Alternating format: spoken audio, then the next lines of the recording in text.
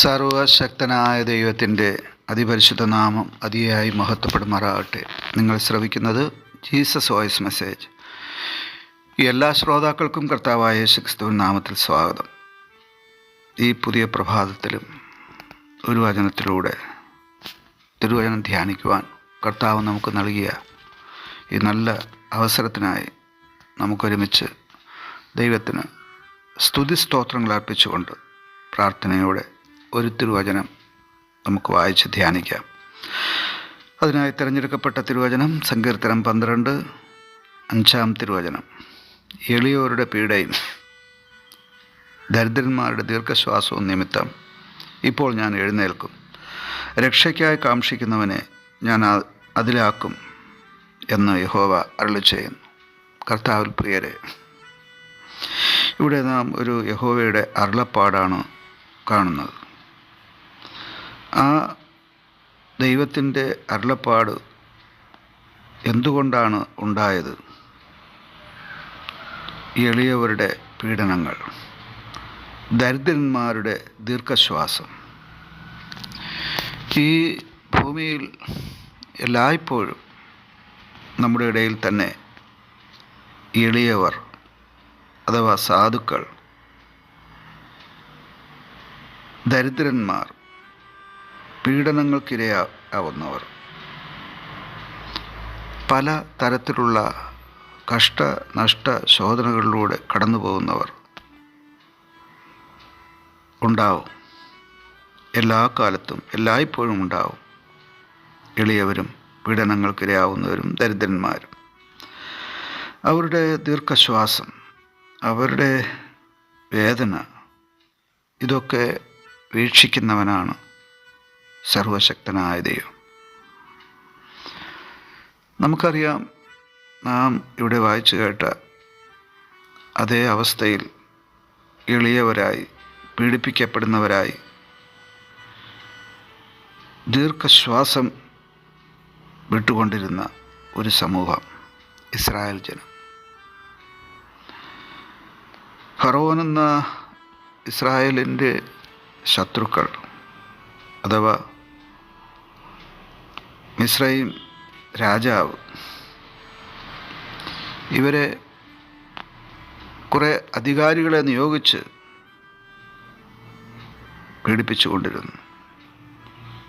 അവർ അഥവാ ഇസ്രായേൽ ജനം നെടുവേർപ്പെട്ടുകൊണ്ടിരുന്നു, ദീർഘശ്വാസം എടുത്തുകൊണ്ടിരുന്നു, പീഡനങ്ങൾക്കിരയായിക്കൊണ്ടിരുന്നു.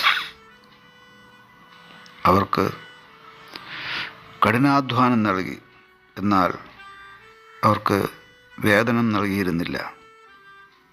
പലതരത്തിലുള്ള പീഡനങ്ങൾ, മാനസിക പീഡനം, ശാരീരിക പീഡനം, ആത്മീയ പീഡനം. അവർക്ക് അവിടെ ആരാധനാ സ്വാതന്ത്ര്യം നൽകിയിരുന്നില്ല. അവർക്ക് പ്രാർത്ഥിക്കുവാൻ കഴിയുമായിരുന്നില്ല. അവർക്കവിടെ സ്വാതന്ത്ര്യമുണ്ടായിരുന്നില്ല. അവരുടെ പീഡനങ്ങൾ നിമിത്തം, അവർ അനുഭവിച്ച പീഡനങ്ങൾ നിമിത്തം അവർ തങ്ങളുടെ ദൈവമായ യഹോവയിങ്കലേക്ക് കണ്ണുകൾ ഉയർത്തി, കരങ്ങൾ ഉയർത്തി, ഹൃദയമുയർത്തി, അവർ ആത്മാർത്ഥമായി മനസ്സുരുകി കണ്ണുനീരോടെ പ്രാർത്ഥിച്ചു. പ്രാർത്ഥന കേൾക്കുന്ന ദൈവം അവർക്കായി എഴുന്നേറ്റു. തൻ്റെ ദാസനായ മോശെ വഴി അവർക്ക് വിമോചനവും വിടുതലും കൽപ്പിച്ചു. ഈ ദൈവം ഇന്നും ജീവിച്ചിരിക്കുന്ന സർവശക്തനായ ദൈവമാണ്. ആ ദൈവം ഇന്നും എളിയവരുടെ, പീഡനങ്ങൾക്കിരയാവുന്നവരുടെ, ദരിദ്രന്മാരുടെ ദീർഘശ്വാസം, നെടുവീർപ്പ് കാണുന്നവനാണ്. താൻ ശരീര രൂപത്തിൽ ഈ ഭൂമിയിലായിരുന്നപ്പോൾ എൻ്റെ മുമ്പിലിരിക്കുന്ന ഈ ജനം 3 ദിവസമായി ഇവിടെ ഇരുന്ന് തിരുവചനം ശ്രവിക്കുകയാണ്. ഇവർക്ക് എന്തെങ്കിലും ഭക്ഷണം നൽകി അയച്ചില്ലെങ്കിൽ ഇവർ വഴിയിൽ തളർന്നു വീഴും. ഇവരിൽ ചിലർ വളരെ ദൂരെ നിന്ന് വന്നവരാണെന്ന് കണ്ടിട്ട് അവർക്ക് വേണ്ടി ഒരു ബാലൻ്റെ കയ്യിൽ ഉണ്ടായിരുന്ന 5 അപ്പം എടുത്ത് 5000 പുരുഷന്മാർക്കും അത്ര തന്നെ സ്ത്രീകൾക്കും അതിലേറെ കുഞ്ഞുങ്ങൾക്കും നൽകി മനസ്സരിവ് കാട്ടിയ കർത്താവ് ഇന്നും ദീർഘശ്വാസം വിടുന്ന, നെടുവീർപ്പിടുന്ന, പീഡിപ്പിക്കപ്പെടുന്ന എളിയവരുടെ, ദരിദ്രരുടെ കണ്ണുനീർ കാണുന്നുണ്ട്. പ്രാർത്ഥിക്കുക, ദൈവം എഴുന്നേൽക്കും, അത്ഭുതം പ്രവർത്തിക്കും. ആമേൻ. വിശുദ്ധ ജാതിനാം അവനവകാശമാം ജനം നാം. യഹോവാ ദൈവമാം വിശുദ്ധ ജാതിനാം അവനവകാശമാം ജനം നാം. പരദേശികൾ നാം ഭാഗ്യശാലികൾ, ഇതുപോലൊരു ജാതിയുണ്ടോ? യഹോവാ ദൈവമാം വിശുദ്ധ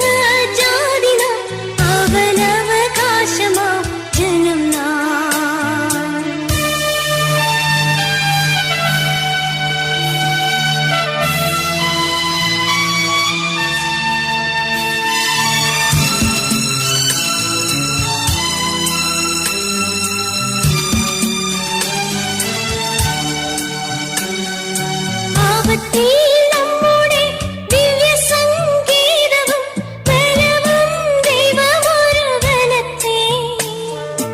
ആപത്തിൽ നമ്മുടെ ദിവ്യ സംഗീതവും ബലവും ദൈവമൊരുവനത്തെ. ആകയാൽ പാരിടും ആകയിലകിലും നാം ഇനി ഭയപ്പെടുകയില്ല.